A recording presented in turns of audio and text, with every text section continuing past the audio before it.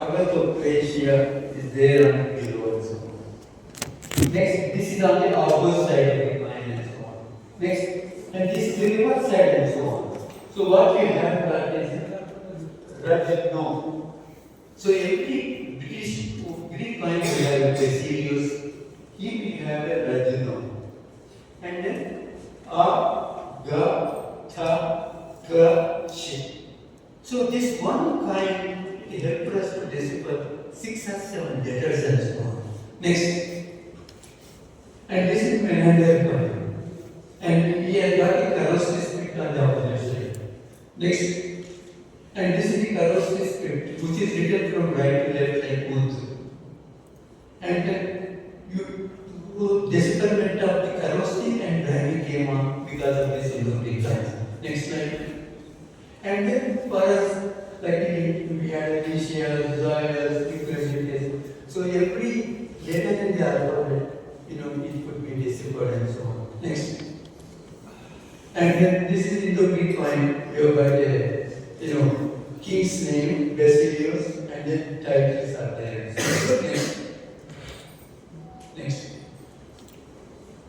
And then this is the Archbishop's coin and so on. Kharosthi script. Next. Next. And this was the rock edict and so on. This is the major rock edict of Ashoka, which is there between Kannur and Anandapur. Zonagiri side and so on. Before, nobody could read that and so on. And then, after the deciphered 1835, itself deciphered that, and then we could read that, oh, this is issued by the Ashoka, and these edicts are there. Next slide. And then, for a while, till Musky, we didn't know Ashoka. Devanapriya is there. But Ashoka's name was there only on Musky. And this was discovered in 1914 when the people of our state museum and so on. And then immediately we come to know these rock edicts, which are the major, minor rock edicts.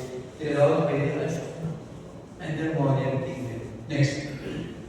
And then, now sooner the decipherment of Brahmi was there. 80% of Indian history prior to 2020 came from the study of these coins. So, before that decipherment, we know very little about our past. So, this was the great contribution of the coin. Next slide. Next. Next. And they are telling you these names of the many kings, apparently we don't know that. Their coins were found in different parts of the country. In our part, we found out Govardhana, Kampeasa, and so on. So that history adds up. So these were the kings who were ruling before Satyavan, about which we didn't know anything at all before. Next. And then this is Govardhana. And so on. This was the first fellow Indian country and happens to be from Portugal who put his name on the coin. And this is the credit to us. Next. And medieval period, of course, I was telling you briefly, Ilkis and Pugacha, about whom we knew that. Next slide. Next. Yeah, this is Nasiruddin Pugacha. So, Nasiruddin name, we didn't know the personal name of that till we looked at the coins and so on. Next. Tajuddin. Next. And of course, Puranas. We read about Puranas, then we talk about kings and so on. And we don't know that Mahabharata we wrote, whether it is true or not, Ramayana we read and so on, whether it really happened or was only fiction. Great fiction. Next. And then you look at this coin, see Kudumavi.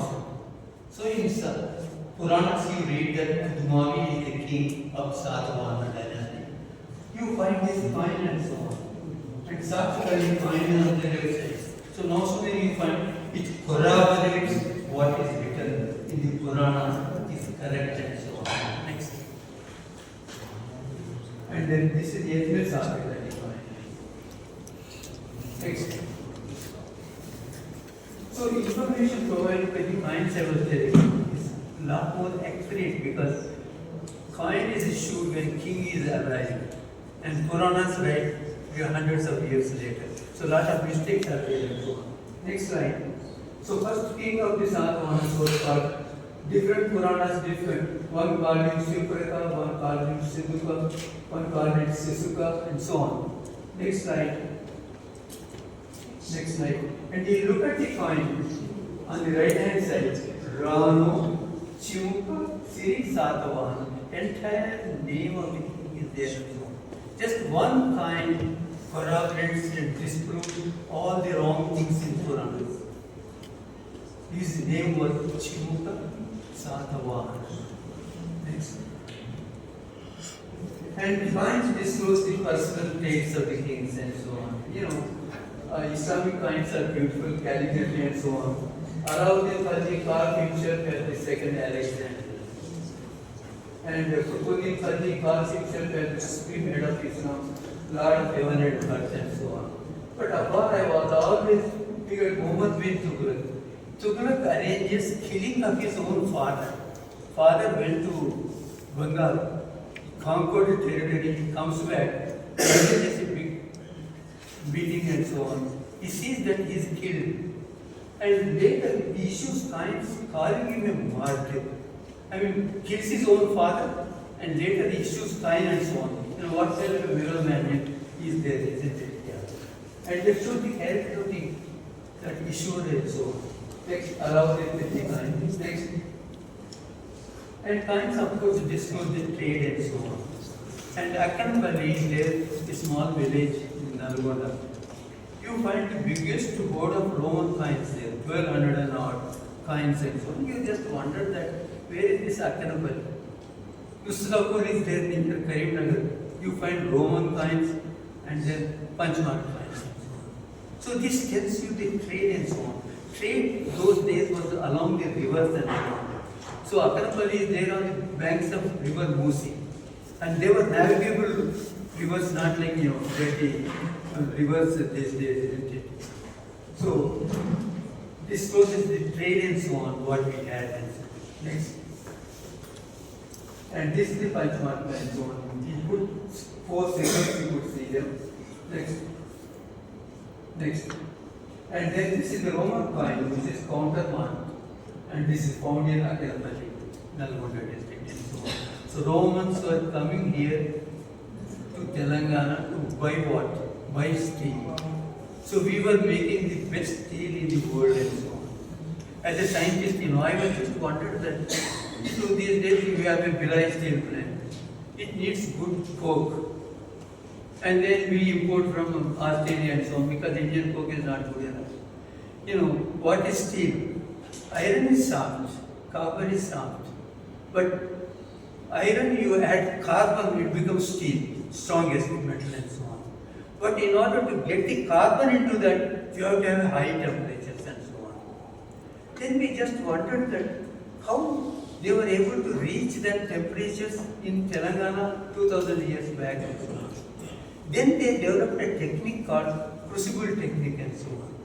With crucible technique, we called somebody, Jenny from Cambridge, we asked her, she wrote about ancient steel making centers in the world, China she wrote about.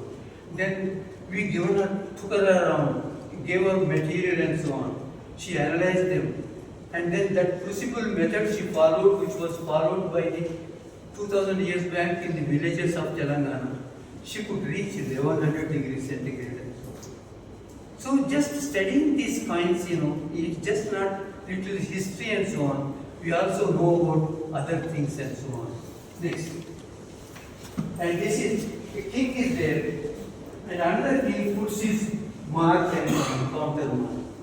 And this is originally coin of Nahapana. Nahapana was a Western Shatra king and so on. He was defeated by Gautamiputra Satakani. You have seen that Balaya acted in that Gautamiputra Satakani time. So Gautamiputra Satakani defeated Nahapana. And he takes the coins of Nahapana, countermarks his symbols and so on. So immediately we know that whom he succeeded and so on. Next. And then ship type of a coins of Gayatri Satakani. So we had such a wonderful trade with Rome those days, Western countries and so on. So we were the first ones in the whole world to put ship symbol on the coins. And even long before the Romans and so on. Next. And these fellows, Roman coins, none of them were found in India. They too have issued, but they issued long after Ezra Shataka. Next. So countermarks on the coins of defeated king. And then tells you that who succeeded whom. Next. And then here you see that three arches here with a crescent on them. This is an Ashokan symbol. And this coin is there in Musky. And then countermark is elbow symbol on it. So Maurya was gone. Then next dynasty ruled our part was Satavahanas. So Satavahana symbol was elephant and so on. So elephant symbol was countermark on the coin of Maurya Ashoka. So major dynasty that ruled after Mauryas in our part was Satavahana. So that is the information which we get. So next. And here you see another coin is there. There was a Mauryan coin which were in circulation, and then elephant symbol you countermark them and so on. So major dynasty after Maurya Ashoka was the Satavahanas. Next. And this is another coin and so on. Next. And then whom did he succeed? Satavahanas. Puranas tell you a lot of things and so they are not correct at all. It was a local king, Rana Samagopa. And here countermarked by Ujjain symbol. Ujjain symbol was again the symbol of Satavahanas and so on. Satavahana coin on the reverse side has always had a Ujjain symbol. So after Samagopa, local king, so who were the local kings in Kotlingala? Govada, Narana, Kambayasa, Sirivayasa and Samagopa. After Samagopa came Chimuka Satavahana. So this history you would have only known from coins, nowhere else and so on. Puranas, all of them had been studied long back, nothing new going to come out, isn't it? So this is Samagopa was succeeded by the Chimuka Satavahana. Next. And then another Samagopa coin and another countermark and so on. Next. And then here you have got a Ujjain symbol, countermark, Samagopa coin, Satavahana. So his name also he put it, he also symbol he put it. Next. And then economic conditions of some king's coins are there in plenty, the economic conditions are good. Next. And then also reveal the art of those times and so on. Just I look at Singavaram coin. 8th century BC. Where in the world you will have the art of those times? Singavaram coins, you see them, you see that art, how they were drawing the elephant, how they were drawing the other things and so on. So art of those times we don't know if you want from the coins. Next. And then these are all from the uninscribed coins found in Anandi. And then we found out that what was ore they were using, the Kalasha is there, beautiful coin and so on. And then we found out in the BC period, 3rd, 4th, 5th century BC, Anantapur area, that kings they were using Jangamba Rajapalli ore because I took the coins, I took the ore and did it for operation. And Tipu Sultan was using Jangamba Rajapalli ore, dead ore for all his needs and so because when you war you do there you need lot of material, isn't it? Lead and all that to make the gunpowder and all that and so on. So that, and then the art, Singavaram coin, 7th, 8th century BC. Apollo, I like this symbol. Coin is only 1.5 centimeters. You got 4 symbols. And one symbol is there, 2 bulls on the flowing. I mean, 7th, 8th century BC, already in our country, organized farming has started. Otherwise, we wouldn't have known at all. Two bulls are there, plough is there, and this is 7th, 8th century BC coin and so on. And this kind of information, where in the world you could get? Next.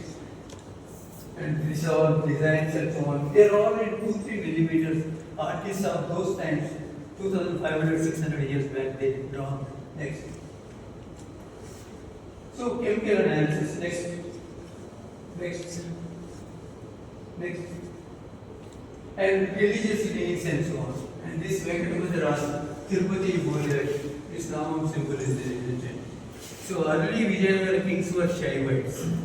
Later Vaishnavism became popular, and then Aravid dynasty came on. Then other king came on, Devarai came on. Then it became very popular. Then you could see that the religious leaning of the king is there. Vaishnavism was next. And then this is the Buddha Pada coin and so on. And this is a hoard of 270 gold coins were found in Mahbubnagar 70 years back and so on. Buddha was not represented in Numan till Kushana. Before that, only he was shown the Buddha Pada, Archachari and so on. But these coins were there. By the time 7th, 8th century BC coins, AD coins and so on. And by the time Buddhism was almost gone and so on. But from these coins, I know that there were pockets in Mahbubnagar and other areas of Telangana where Buddhism still persisted, even though majority it was gone. Next. Next. And Buddha Pada art, of course, use sculptures and so on. Next. And then this is one coin they gave me. So much of information I could get from ICP-MS and the rare earth element testing and so on. The ore is there, and then what kind of ore they were using out there. Next. And X-ray diffraction, these are all things, scientific things you do. Just only looking at the coin and then only looking at the alphabets is not enough. Lot of history we know from that. Next. So I do all these studies and X-ray diffraction and all that. Put the X-ray, immediately tells you the chemical fingerprint of that lead coin, whichever coin is there. Next. And then people started writing that, early Satavahana kings never had the silver, never put issue silver coins. Only they issue silver coins. This is the sign of Vasishthaputra Satakani. He is the son of that Gautamiputra Satakani. But they said, no, they defeated Western Kshatriyas, then they got a lot of silver, and then they started issuing coins and so on. Then I tested exit diffraction, you see here, Vasishthaputra Satakani coin. Next. And this is the Nahapana coin. And ore is different, isn't it? So it is that whole statement of that historian is all wrong because it was same letter they have not used. Next. So like that, to conclude, a lot of things we learn from studying the coins and so on. So you must have got my idea that when you are history students and so on, a lot of history has come to us from study of this ancient coins. The next I thought I will talk about Islamic coins, how they